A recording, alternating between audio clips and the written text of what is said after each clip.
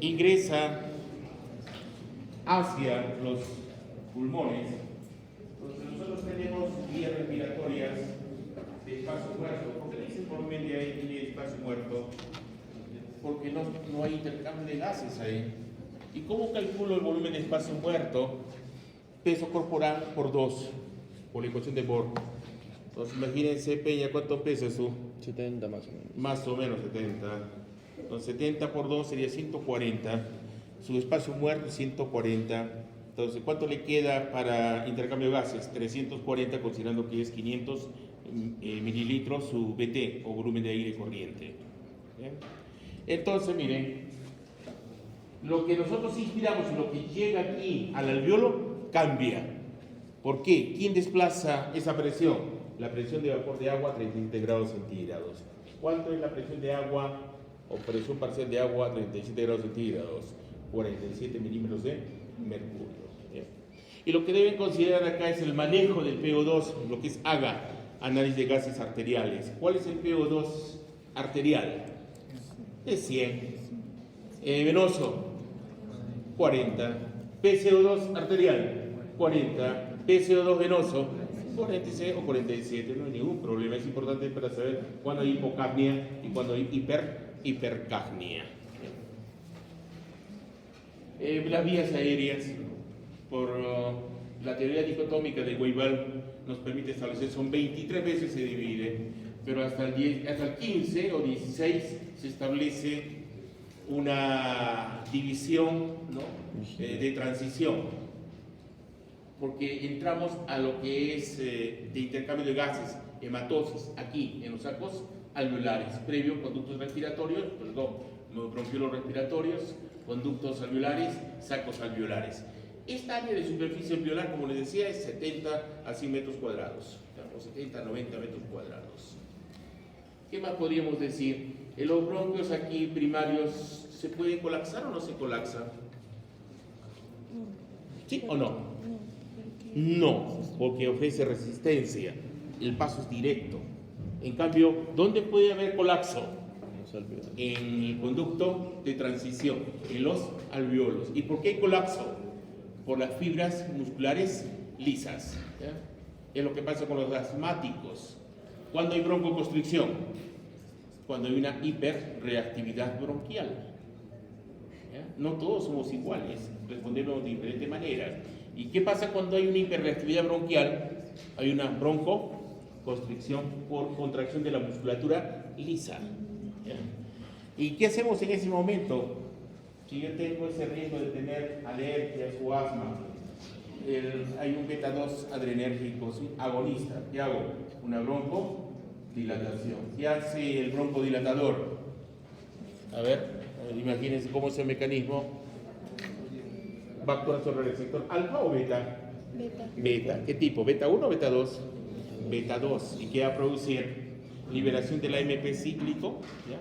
Que es un segundo mensajero, y que va a permitir de que no haya liberación de calcio, porque si hay liberación de calcio, las fibras musculares lisas se contraen y habría broncoconstricción.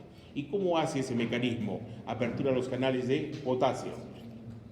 Sale el potasio. Si sale el potasio, ¿qué pasa? ¿Se despolariza o se hiperpolariza? Se hiperpolariza y menor disponibilidad de calcio, y ese es el mecanismo de una broncodilatación. Hay otro fármaco, se llama el bromuro de hipertropio. Ustedes saben que el sistema colinérgico a nivel de los bronquios que provoca broncoconstricción. La aceticolina es broncoconstrictor, pero yo puedo bloquearlo esto con un fármaco, se llama el bromuro de hipertropio. ¿Y qué hace el bromuro de hipertropio? Bloquea los receptores M3, los muscarínicos. Y en vez de que haya broncoconstricción, hay una broncodilatación, porque es un antagonista. Y ahí la mezcla de ambos, hay agonistas beta-2 adrenérgicos y antagonistas de muscarínicos 3, que viene a ser el bromuro de hipertropio. Contenido de gases. La única forma por la cual nosotros llevamos oxígeno hacia las células es a través de la oxihemoglobina. No hay otra forma, porque la que está disuelta ¿nos sirve o no nos sirve? Es menos del 2%. ¿Qué necesitamos? Glóbulos rojos. ¿Qué más necesitamos? Hemoglobina. Y ya ustedes conocen la hemoglobina. ¿Cuántas globinas hay? 2 para la de adulto, 2 alfa, 2 beta. La fetal, 2 alfa, 2 gamma. Las deltas eran la de adulto 2. ¿Ya? Entonces siempre están pareadas. Pero cuando no están pareadas, ahí vienen las hemoglobinopatías. Por ejemplo, una hemoglobinopatía puede ser la talasemia, por ejemplo. Puede ser, por ejemplo, la anemia la falciforme por mutación. ¿Se acuerdan cómo es la mutación? En vez de que haya glutamato, hay valina en posición 6 de la cadena beta. Y el glóbulo rojo ya no tiene disco bicóncavo, sino un drepanocito. Y la diferencia entre un drepanocito y un disco bicóncavo, que uno es flexible y el otro es rígido. ¿Y que va a producir? Enfermedades vaso-oclusivas. ¿Bien? Entonces, la única forma de transportar el oxígeno viene a ser combinado. ¿Con quién? Con la oxihemoglobina. No existe la forma física. ¿Bien? ¿De qué depende que haya difusión de un gas? Va a depender por la ecuación de Fick, que nos indica que la difusión de un gas es directamente proporcional al gradiente de presión, en primer lugar. Gradiente de presión. Al área y al coeficiente de difusión, e inversamente proporcional al espesor. Comencemos con el espesor. ¿Qué pasa si hay fibrosis pulmonar? ¿Aumenta la difusión o disminuye la difusión? Disminuye. ¿Quién es más difusible, el oxígeno o el CO2? El CO2 es más difusible. Si yo comparo con el monóxido de carbono, el monóxido de carbono es más difusible. Son 200 veces más difusible el monóxido de carbono. Por eso es que cuando vamos al centro de Arequipa, rápidamente nos duele la cabeza. ¿Por qué nos duele la cabeza rápidamente? Porque por el parque automotor, ¿qué nos están produciendo? Monóxido de carbono. ¿Y quién provoca el monóxido de carbono? Disoxia. Nos saca el oxígeno y entra el CO2, el CO. ¿Y qué puede provocar? Inhibición de la citocromoxidasa. Si yo inhibo la citocromoxidasa, se desacoplan las mitocondrias y uno se muere. ¿Ya? Simple, uno se muere. Área. Por ejemplo, ¿el área es importante o no? ¿Han visto que hay individuos que tienen mochila incorporada? Le dicen pecho de paloma. ¿Por qué pecho de paloma? Porque andan dobladitos así como en su mochila así. El hombre tiene que estar con sus hombros hacia atrás, siempre. La postura es importante.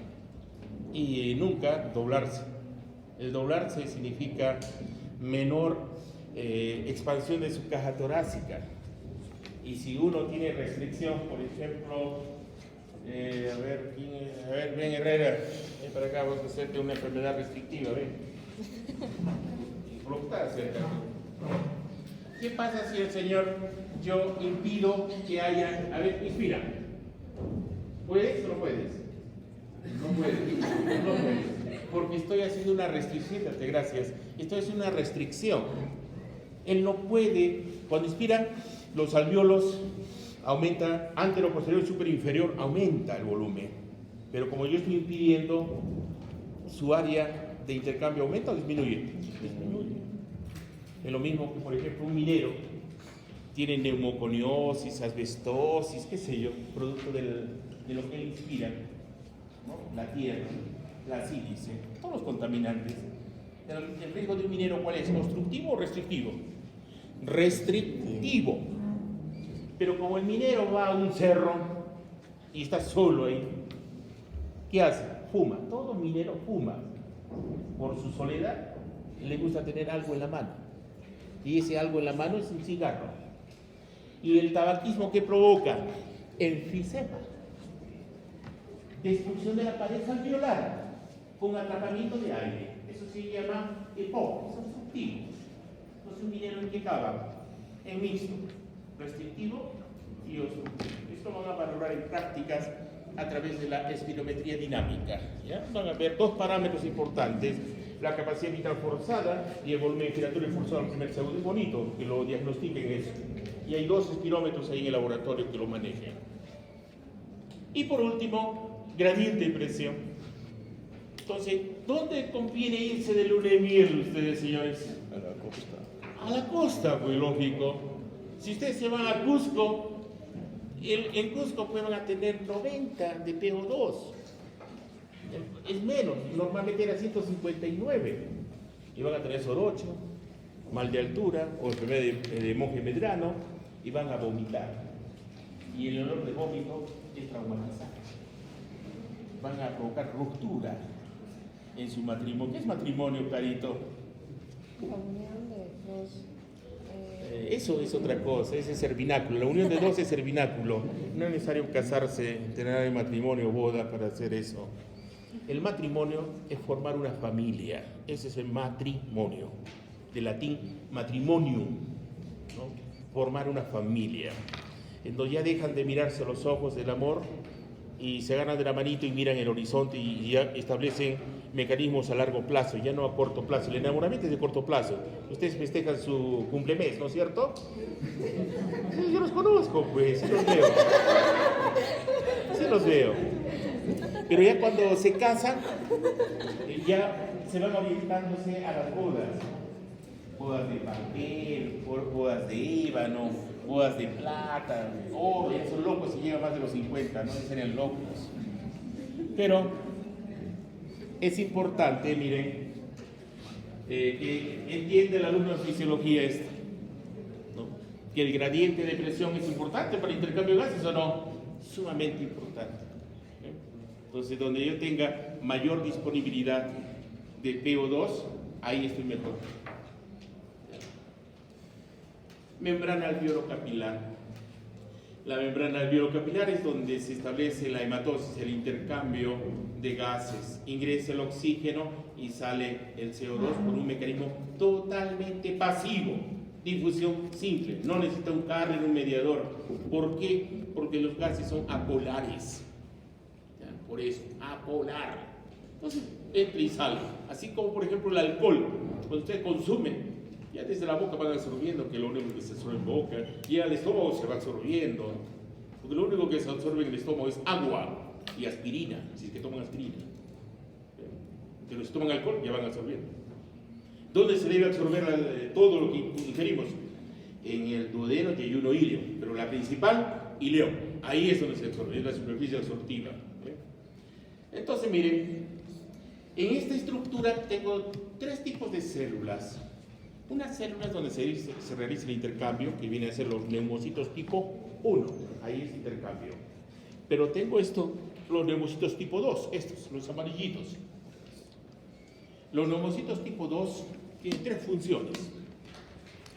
Producir una sustancia que se llama sustancia surfactante, o la dipalmitoil-lecitina, que al final tiene lípido, pero también tiene proteínas, por si acaso.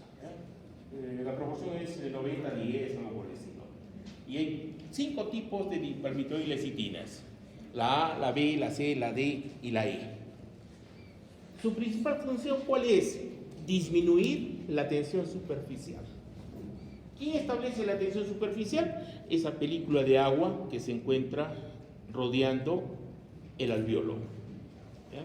Y es importantísimo porque si disminuye la tensión superficial, ¿qué pasa con el alveolo? Colapsa. Eso lo han visto en biofísica por la ley de Laplace, colapsamiento. Y no puede haber colapso. Entonces, ¿quién mantiene esa tensión superficial? La dipalmitoil, la 5. La segunda función que han registrado, que regula la cantidad de agua que hay en el alveolo. ¿Qué pasa si acumula agua? Edema. Es un problema. Entonces, ¿qué hace? Reabsorbe agua, regula esa tensión superficial. Y la última función que han descubierto que tiene función inmune. ¿Ya? Inmune. O sea, ya le encuentran otras cosas, cada vez se va descubriendo nuevas cosas. Y estas son las celadoras, o macrófagos alveolares. ¿Ya? Las celadoras, o macrófagos alveolares. Entonces, si yo quiero establecer el espesor de la membrana alveolo-capilar, yo tengo acá la membrana del alveolo, la membrana basal, la célula endotelial, el plasma, el eritrocito. Toda esta estructura tiene una dimensión de 0,3 a 1 micra. Es el tránsito que debe hacer los gases. 0,3 a 1 micra. ¿Cuánto me he dicho que medían los alveolos? de 50 a 200 micras. ¿Cuántos alvéolos teníamos? Teníamos 300 millones de alvéolos por pulmón. ¿Cuál es nuestra área de superficie alveolar? Es como esto más o menos. Son casi un poquito más, inclusive podría ser. Son 70 a 90 o 100 metros cuadrados. Es bastante real. Transporte de oxígeno. El oxígeno, la única forma posible de llevar oxígeno es con la oxihemoglobina. Pero hay un requisito, que la oxihemoglobina debe estar en estado, el hierro debe estar en estado férrico o ferroso. Ferroso. Porque si está en férrico, la unión de la hemoglobina con el oxígeno es estable y no lo suelta. Y eso va a producir la metahemoglobinemia. Entonces, ¿el hierro debe estar en qué? En estado ferroso, estado lábil, inestable. Llega a los tejidos por el efecto Bohr, lo entrega. Esa es su función. No puede quedarse con el oxígeno. Entonces, tengo el oxígeno que voy a intercambiar, el alvéolo. Menos del 2% está disuelto en el plasma. Tiene que ingresar al glóbulo rojo. En el glóbulo rojo se une la hemoglobina, como la oxihemoglobina, y hacia los tejidos por el efecto Bohr entrega el oxígeno. Ya vamos a ver cómo es el mecanismo del efecto Bohr y el efecto Haldane. Curva de Barcroc. ¿Se acuerdan que hemos hecho esto en sangre? La curva de Barcroc, Joseph Barcroc, un inglés, es válido el concepto. Nos hablaba de la P50, ¿se acuerdan? ¿Qué era la P50? Aquella presión parcial de oxígeno en la cual se encontraba el 50% de saturación de la hemoglobina. Entonces, si aumentaba la P50, se iba a la derecha y era mayor entrega de oxígeno. Si disminuía la P50, se iba al lado izquierdo y era menor entrega de oxígeno. Inclusive hicimos una homología de estudio de la hemoglobina fetal y de la hemoglobina de adulto. La hemoglobina fetal es 26.5 y la fetal 19, la P50. Es la única manera por la cual el feto recibe oxígeno, robándole el oxígeno a la madre. ¿Por qué? Porque la P50, ¿dónde se va? Hacia el lado izquierdo. De 26.5 a 19. Le roba el oxígeno. Y es la manera de que él vive. Todo factor que lo desvía a la derecha, por ejemplo, aumento de temperatura, pH bajo, acidez, 2,3-difosfoliserato, aumento de ATP, aumento de CO2, lo lleva todo a la derecha, mayor entrega. Pero todo lo contrario, todos sus recíprocos, alcalosis, hipotermia, menor ATP, menor CO2, hipocapnia, baja temperatura, lo lleva ¿a dónde? Al lado izquierdo. Porque creen que los del Puno andan siempre con su saco y andan siempre con su posición fetal, están así, tratando de evitar la pérdida de calor, porque su curva, ¿a dónde se ha ido? ¿A la derecha o a la izquierda? A la izquierda. Eso significa menor que 50. Y otro aspecto que ya ustedes conocen, que la hemoglobina nunca se satura al 100%, nunca. ¿Por qué? ¿Por qué? Por el corto circuito respiratorio. ¿Y cuánto es el corto circuito respiratorio? 3 a 5%. Usted tiene una mezcla de sangre arterial con la sangre venosa. Válvulas de TB, si se acuerdan, venosa se mezcla con la arterial. Es lo mismo. Tengo pH ácido, se va a la derecha, aumenta la temperatura a la derecha, 2,3-difosfoliserato a la derecha y hipercapnia a la derecha. Hablemos de este 2,3-difosfoliserato. ¿Se acuerdan de este desvío de Rapaport-Ruiberi? ¿Se acuerdan? En individuos de la costa casi imperceptible es este desvío. No sirve. Pero en altura sí sirve. ¿Por qué razón? Porque esta molécula, que por acción de una mutasa, de la 1,3-difosfoliserato mutasa, se convierte a 2,3-difosfoliserato, esta molécula se une a la bolsa del hemo, acá, a la bolsa, justo a la bolsa del hemo. ¿Y qué hace? Que la curva se vaya ¿de dónde? A la derecha. Y se desvía a la derecha, mayor entrega de oxígeno. El transporte de CO2. El transporte de CO2 son 3 formas de transporte. En solución física es, mínimo 7%. En carbamino hemoglobina, 23 es poco, más dependemos de quién, del bicarbonato. Bicarbonato. ¿Cómo se produce esto? Mira. Entonces el CO2, ya saben dónde se produce el CO2, metabolismo, ciclo de Krebs fundamentalmente, y de la descarboxilación oxidativa del piruvato por la piruvato deshidrogenasa. Eso lo conocen. Entonces ese CO2 se une ahí, está en el plasma. Es como cuando yo veo una gaseosa, imagínense que es una gaseosa. Yo si no la muevo, no veo que está disuelto el CO2. Pero cuando la muevo, comienza un siseo. Veo ahí unas burbujitas. Entonces, ¿qué estoy viendo ahí? De que el CO2 estaba disuelto. Pero cuando lo abro, el CO2 escapa. ¿Por qué escapa? Porque la han embotellado a una mayor presión que la atmosférica, la han gasificado. Pero cuando escapa el CO2, ¿lo veo el CO2? No lo veo el CO2, pero estuvo ahí. Igual aquí en la sangre, el CO2 está disuelto, 7% está disuelto el CO2. Pero hay un CO2 que entra al glóbulo rojo y se une a la hemoglobina y forma la carbaminohemoglobina, que es poquito, 23%.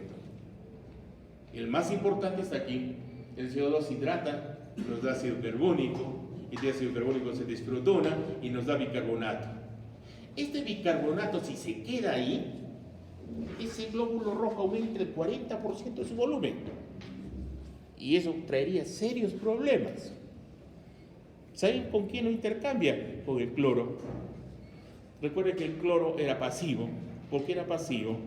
Porque su potencial de equilibrio era 70, menos 70. ¿Y cuál era su potencial de reposo de una célula? Menos 70.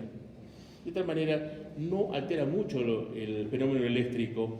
Lo que sí altera es el volumen. Si yo comparo dos globos, acá lo tengo, miren, A y B. ¿Cuál será el de sangre arterial y de sangre venosa?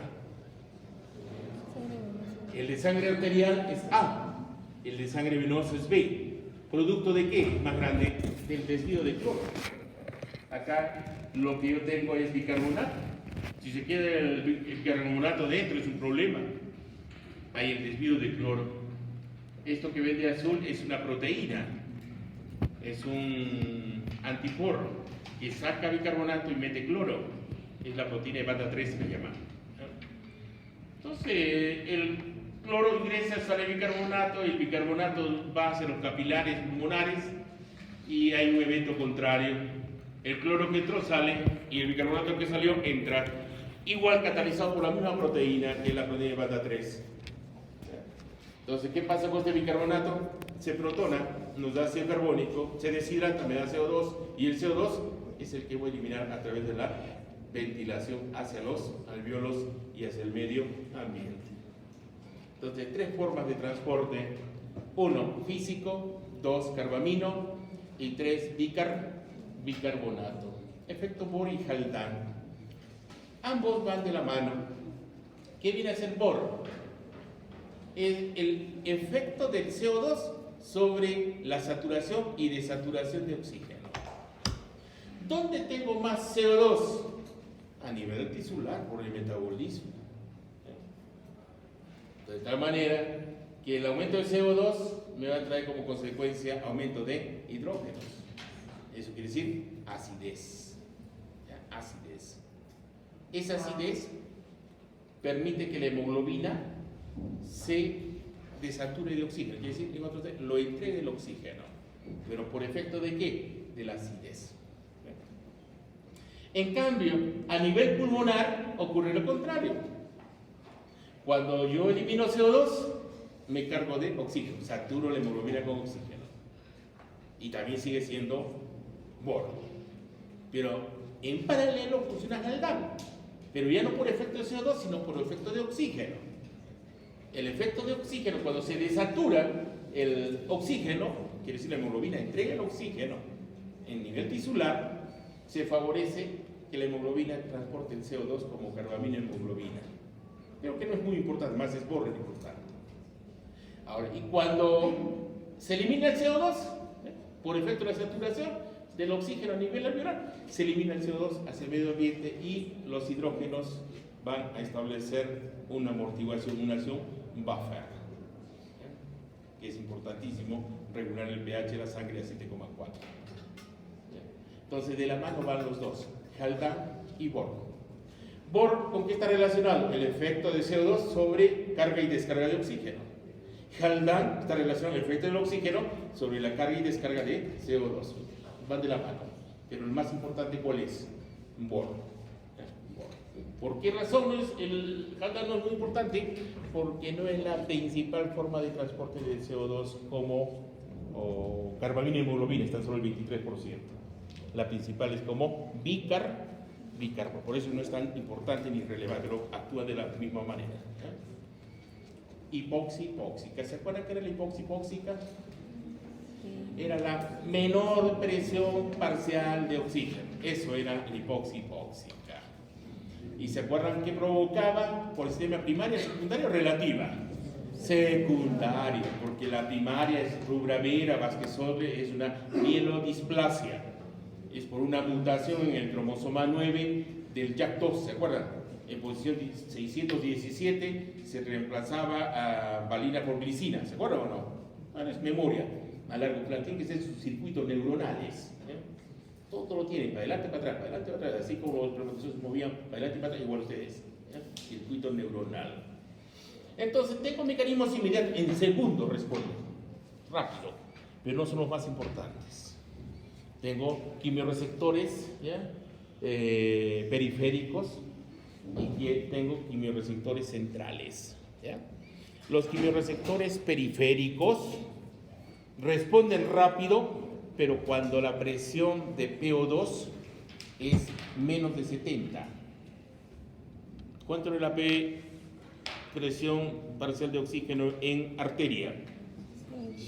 100. Cuando baja a 98, ¿quién responde? Los centrales, ¿ya? Pero son lentitos. ¿Quiénes son los centrales? Mitchell, Slaschke y Loschke.